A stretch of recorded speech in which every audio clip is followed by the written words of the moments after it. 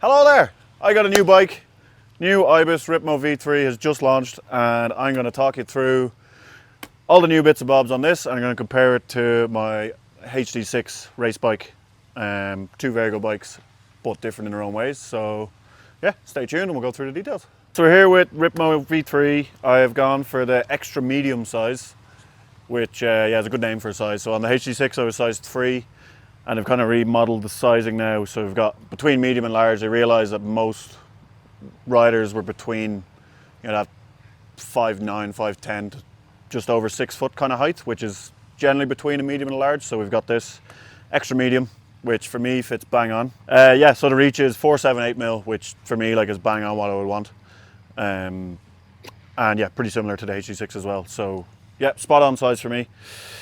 What else we have in terms of sizing? So the interesting thing with the Ripmo is through the sizes the bikes change quite a lot. One big change is that the small and mediums come with a 27.5 rear wheel, but you do have a flip chip, so you can switch between 27, 29 with any size, and the geometry will stay the same, which is pretty sick. So then extra medium, large and extra large come with full 29 like I have here. It's not just that they made one size and then made it bigger or smaller to cater. They've always had size-specific C-tube angles, carbon layups and shock tunes between their sizes, but for the Ripmo they also have size-specific chainstays, BB height, suspension kinematics and the rear wheel size I just mentioned. So no matter what size you have, you'll get a similar ride experience and a similar balanced bike, which is really cool because it's not always, if you're on either end of the spectrum, if you're really tall or really small, it's always quite hard to find a bike that suits, and this new Ripmo really fits everyone, I think. So yeah, it's really cool. So the Ripmo is 150mm rear travel. The HD6 is 165, so it's a bit less. So it'll be a bit more of a efficient kind of bike comparison, but 150/29, so still a very capable bike. So some other features on the Ripmo are beefed up down tube protection for your shuttle pad, and then lower down for any rocks flying up.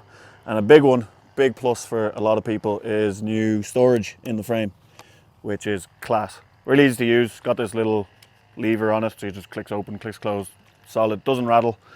They've got extra seals in there, so it's nice and quiet and solid. So inside this frame storage, we have 2 bags made with Cotopaxi, which are really nice, real durable, made from recycled materials, all the things you want. Nice sturdy outside. Got these 2 nice handles, so they're easy to get in and out of the frame, and they're nice and bright color inside, which is a nice detail, so you can really see what's inside. This one, the smaller one, I've got quite a lot in it. I've got a little electric pump, which is class. Yeah, saved a few people's days already since I've had that. And then we have a little mini chain lube from Wolf Tooth, which is handy.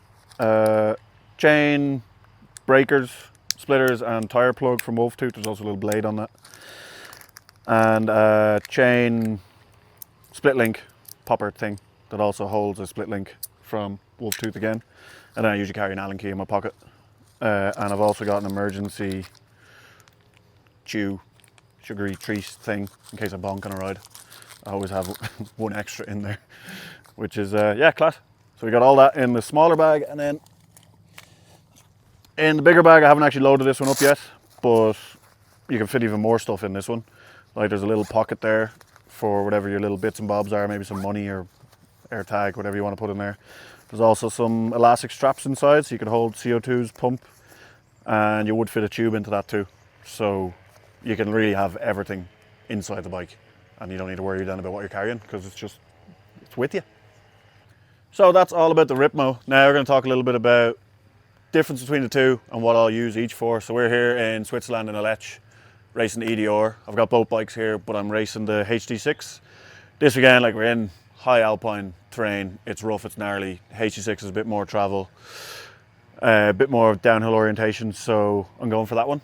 And then the next couple of weeks I got a race in Ireland, and things will be a bit more flat and pedally, you might say. So I'll race the Ripmo, and that'll be perfect for that. It's a bit more of a efficient platform, and the bigger wheel as well in the rear. So yeah, kind of now, depending on what kind of race is coming up, I can switch between the 2 bikes. Yeah, so for me, with the Ripmo, you can run it in either 29 or 27.5, but obviously I'm lucky enough to have the HD6, which is mullet only. So I'll keep the Ripmo in 29, and then that kind of gives me 2 different bikes and not 2 bikes doing the same thing. Yes, my first ride impressions on the Ripmo are it's definitely more playful. It's proper, feels like a, you know, when things are tight in tech and more slow, like it's just a nippy, lovely little bike. And then to be fair, when you open it up, it really gets calm and stable at the same time. So yeah, it's definitely a fun bike to ride. Yeah, I have to say, like if I was to have one bike in the shed, it'd definitely be the Ripmo. It kind of does everything well, and it's the kind of bike you want to spend all day on, which is really nice. But lucky me, I have both. So when things get a bit more chunky and gnarly, I'll be choosing the HD6 like this weekend. So yeah, very lucky to have the option to go between the two.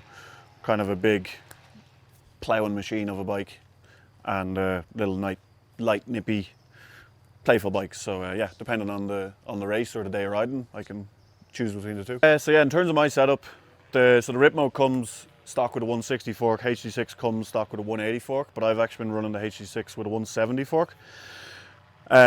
Just it's what I was used to before, and I kind of like to have some weight on the front, so the 170 kind of puts me more onto the front and keeps me towards the front end of the bike. And I've gone for the same on the Ripmo to keep the feeling the same. So I've over forked this one and under forked that one. Yeah, so when I hop on these bikes, you know, the front end feels quite similar to me. I'm in a similar position relative to the front axle, front wheel. So yeah, that's something that I've liked, and it kind of beefs up the Ripmo a bit to make it that if I did want to race this bike, it's, you know, it's kind of a level up from how it comes out of the box, which is nice. Yeah, in terms of actual spec, I've got pretty much identical spec on the two bikes. The only thing I've changed is I've put the Enduro casing tyres on this one, on the Ripmo, just to make it a bit more lighter and nippy, because generally I'm going to be riding this on more pedally kind of riding, and I got the full downhill tyres on the HD6, but otherwise I've built them completely the same. So yeah, it's quite interesting to see the difference, how they feel, when the only real difference is the frame on the tyres. And it is quite a difference. Like, this is a lot more nippier. That one's a lot more planted. They both do everything really well, but some of them, you know, the Ripmo steers more towards the playful end, and the HD6 is more the calm, stable end of things. I've only had the Ripmo for a short time so far, so this is only my first impressions. I'm really comfortable and familiar with the HD6. I'm keen now to spend more time on the Ripmo over the next few weeks. Get familiar with it, try find its limits. I'm not sure I will, to be honest. And yeah, I'll keep you updated, so stay tuned. We'll let you know more of how I'm getting on. And also thanks to Ibis for making class bikes. I've been loving the HD6 so far, and ever since I jumped on the Ripmo, I'm absolutely loving it as well. It was yeah, a decision of mine this year to ride the Ibis bikes, and since day one I've been absolutely loving it. So yeah, fair play to them. Their bikes are class. Thank you for watching the video. Hope it was insightful. If you want to see more of this, like, subscribe, click the bell, all that stuff. And we'll see you at the next one.